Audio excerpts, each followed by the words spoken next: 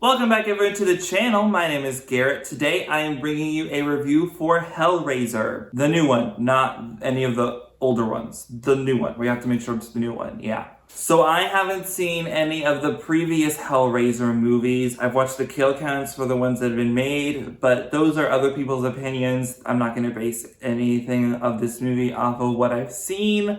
So this is just simply a review of this Hellraiser. I have no possible comparisons to make with any other movie, so I hope you enjoy that. Directed by David Bruckner, Hellraiser 2022 is a reimagining of Clive Barker's original movie. It follows a struggling, recovering addict who gets delved into the world of the Cenobites and Pinhead and everything going around with that shit. David Bruckner is a director I actually really like. He directed The Night House, which I put up there as a special thing because it's his movie that he made. I really love The Night House. It was my favorite horror movie of 2020. I think that movie is fantastic. Rebecca Hall gives an amazing performance, and The Night House is just very special. It's really good. Go check it out. So this movie, I don't have really any strong feelings about. Not having seen any of the Hellraiser movies, I wasn't necessarily looking forward to this movie. It was just something that was new. I put it on because I want to watch a horror movie every night during this October. Is it good? For the most part, it's fine. I don't think its characters are that strong.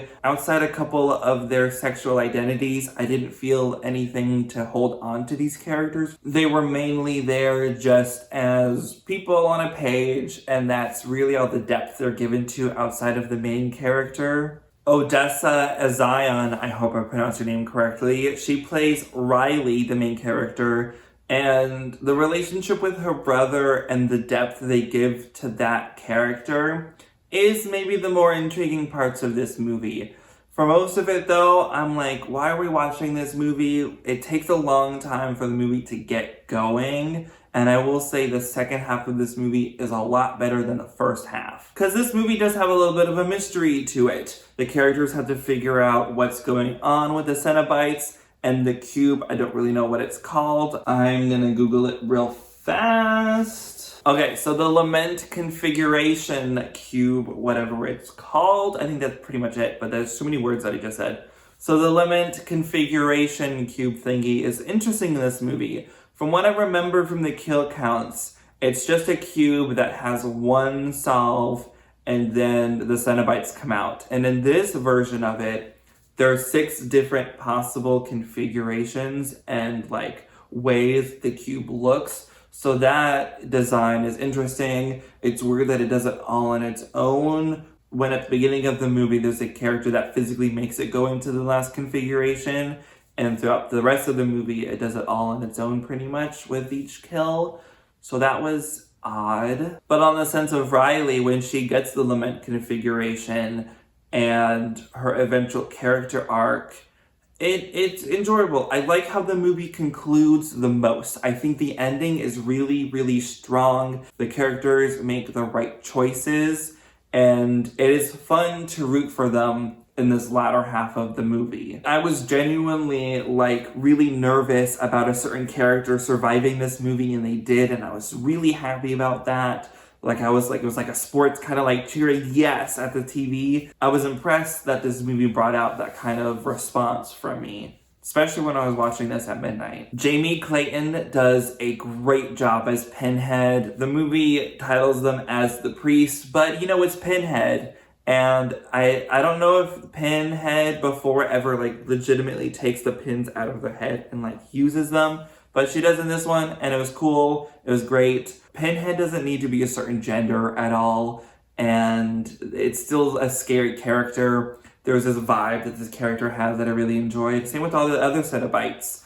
The Cenobite stuff was really great. Unfortunately, though, they're shown so much in the dark that you don't get to appreciate the production and costume design for them. You can pretty much guess what it does, and there's some moments that are really grotesque, but I want to see them more in the light. I would enjoy that a lot more. The trailer of this movie, though, makes it seem like it's going to be a lot more gory than it is. There is one kill that was genuinely pretty shocking what they did to that character, but all the other ones were either off screen or done in the background but out of focus, and it just wasn't scary. Like, that's the bummer of this. It wasn't scary, so I got bored. Like, sure, the body horror is there, but it wasn't like suspenseful or jump scary enough to where I was like getting these vibes from a scary movie that I wanted. And the last shot of this movie made me laugh so fucking hard.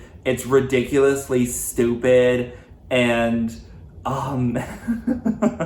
just thinking about it, it's so stupid. It's so stupid. I enjoyed this movie in the end. You know, Hellraiser is fine. It's just way too long. 2 hours is too long of a movie. It takes its time getting to places, but it's not like the stuff we do to get there is that interesting at all. Again, the second half of this movie is a lot better than the first half of this film. There's a lot of yelling that these characters do towards each other, and because that's the time we spend with these characters, you never learn to care about them or like them as people. There's one character where literally her defining characteristic is, oh, I'm the roommate. And I'm like, okay, there's nothing interesting or special about you other than your accent and that you're a roommate. That's so weird. It was so dumb that way. This movie felt like a TV movie in the best sense, in one of those, you know, direct-to-video senses, unfortunately, but it does have its charm. I do like this movie in the end. I'm gonna give it a 7 out of 10.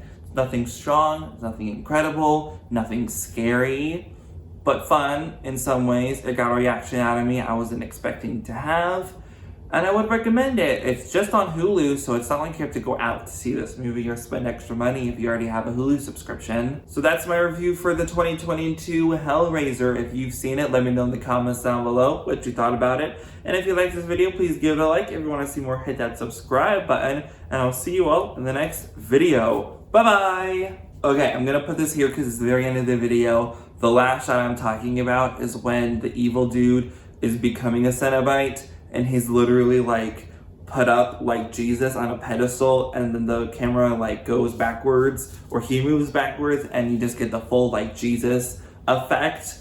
That's just what makes it so funny and stupid.